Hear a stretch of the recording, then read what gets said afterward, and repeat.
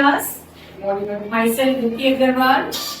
Today's topic is समास. ये आपका हिंदी ग्रामर का बहुत ही इम्पोर्टेंट टॉपिक है जो कि आपकी कॉम्पिटिटिव क्लासेस में भी होता है, तो आप इसको बहुत ध्यान से समझेंगे। सबसे पहले आपको ये पता होना चाहिए कि समास का मतलब क्या होता है। क्या होता है समास? समास का जो अर्थ होता है वो होता है संक्षिप्तीकरण।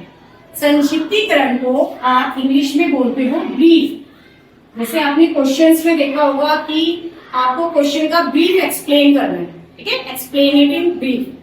तो इसका मतलब होता है, अगर हम इसको बहुत और आसान तरीके से समझाएं तो समास का मतलब होता है छोटा रूप। अगर हम किसी बात को ज्यादा बड़ा ना बोले, छोटे रूप में बोले तो उसको हम समास कहते हैं। इसमें एक एग्जांपल आपको बताती हूँ। जैसे नवरात्रि होते हैं, आपको भी नवरात्रि आने वाली है आपकी, तो नवरात्रि का मतलब क्या होता है? 9 दिन का होता है ना, जो आपके 9 डेज होते हैं उनको हम नवरात्रि बोलते हैं। तो जो नवरात्रि है वो है आपका समास, क्योंकि ये आपने शॉर्ट फॉर्म में बोल दिया, लेकिन इसका एक्चुअल मतलब क्या है? इसका एक्चुअल मतलब है 9 दिन या 9 रातों का समूह। जैसे आपने एक वर्ड सुना होगा, रावण को हम बोलते हैं दशानन। रावण का जो एक नाम है वो है दशानन। अब रावण को दशानन किसलिए बोला जाता है? क्योंकि आपको पता है ना उसके 10 हेड्स होते हैं। तो इसको अगर हम विग्रह करेंगे तो क्या है? ये क्या है? 10। तो 10 आननों का समूह। आनन का मतलब होता है आपका सर, जो सिर होते हैं आपके वो होते हैं आनन। 10 आननों का समूह। तो आप ये देखिए, इतनी बड़ी बात को आपने छोटे से रूप में, इतने छोटे से वर्ड में बोल दिया। तो जब हम किसी बड़ी बात को छोटे से रूप में बोलते हैं उसको हम समास कहते हैं, ठीक है। अब लेकिन समास की परिभाषा क्या होती है? अभी तो आपने समास का मतलब समझा। तो समास की परिभाषा होती है जब 2 या 2 से अधिक शब्दों से मिलकर कोई एक नया शब्द बनता है तो उसको हम समास कहते हैं। देखो कितने सारे शब्द हैं, वो सारे शब्द मिलकर क्या एक नया शब्द बन गया, तो उसको हम क्या बोलेंगे? समास बोलेंगे। अब समास के अंदर 2 चीजें और आपको पता होना चाहिए। जैसे कि होता है आपके 2 पद होते हैं, एक होता है आपका पूर्व पद और एक होता है आपका उत्तर पद। अब बेटा मैंने आपके सामने ये 2 वर्ड लिखे, अगर आप इसे ध्यान से देखोगे तो एक वर्ड तो ये है और एक वर्ड ये है ना, तो 2 शब्द है ना।